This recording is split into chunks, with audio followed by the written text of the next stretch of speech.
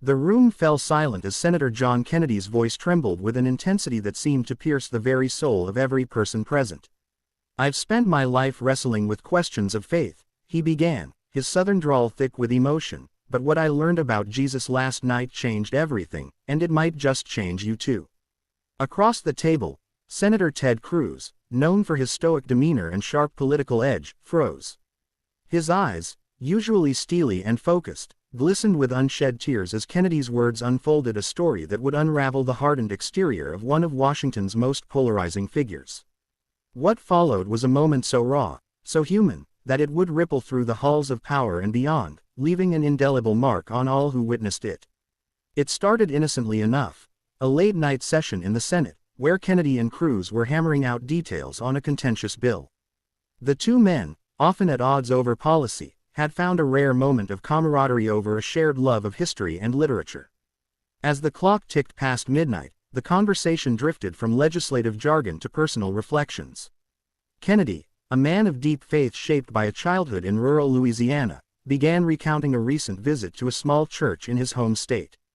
The pastor there had delivered a sermon that struck him like a thunderbolt, one that spoke of Jesus not just as a historical figure or a theological concept, but as a living presence who met people in their darkest hours. Kennedy's voice grew softer as he described how the pastor shared a story of a young mother, broken by grief after losing her child, who found solace in a quiet prayer that seemed to lift her burden. "That's when I realized," Kennedy said, his eyes locking with Cruz's, "Jesus isn't just for the saints. He's for the sinners, the doubters, the ones who feel like they've lost it all."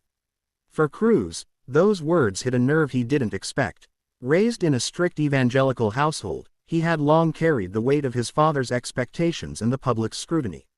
His political career had been a relentless climb, marked by victories and fierce battles, but also by a growing sense of isolation.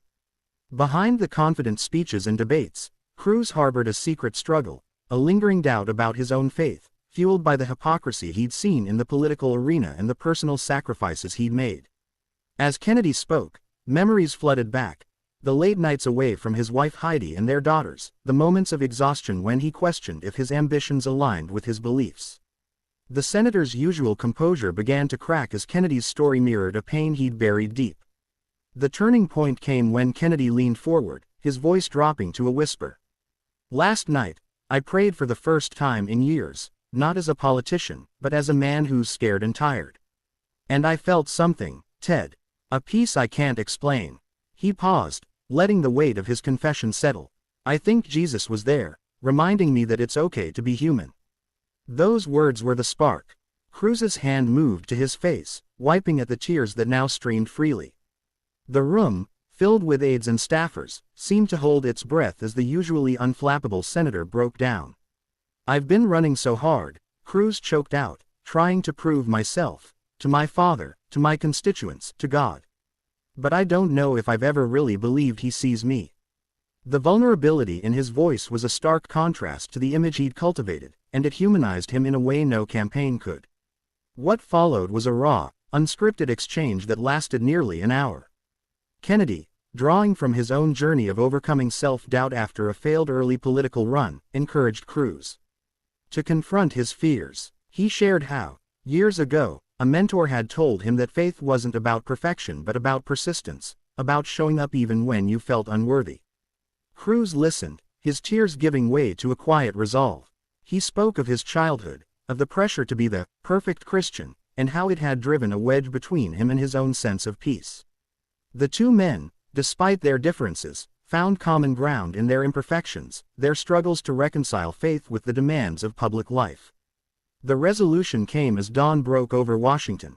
Exhausted but renewed, Cruz suggested they step outside onto the Capitol steps. There, with the first light of day casting a golden hue, he offered a simple prayer, not a grand sermon, but a humble plea for guidance and forgiveness. Kennedy joined him, his deep voice steadying Cruz's shaky one. It was a private moment made public only by the quiet nods of the staffers who witnessed it, their own eyes misty. The bill they'd been debating faded into the background as a deeper understanding took root. Cruz later admitted to Kennedy that he felt a weight lift, a sense that his faith could coexist with his flaws.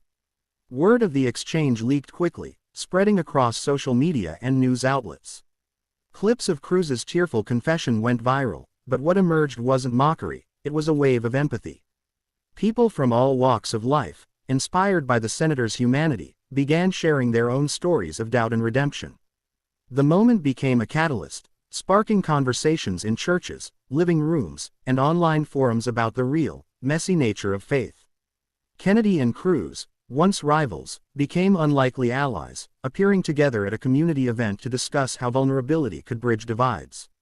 By the end, the story left an inspiring message that lingered long after the video ended. It wasn't about politics or power, but about the courage to face one's doubts and the strength found in shared humanity.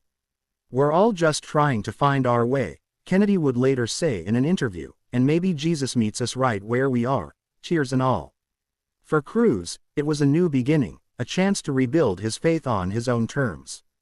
And for the millions who watched, it was a reminder that even in the highest echelons of power, the search for meaning is universal, a journey worth taking, one step, one tear, at a time.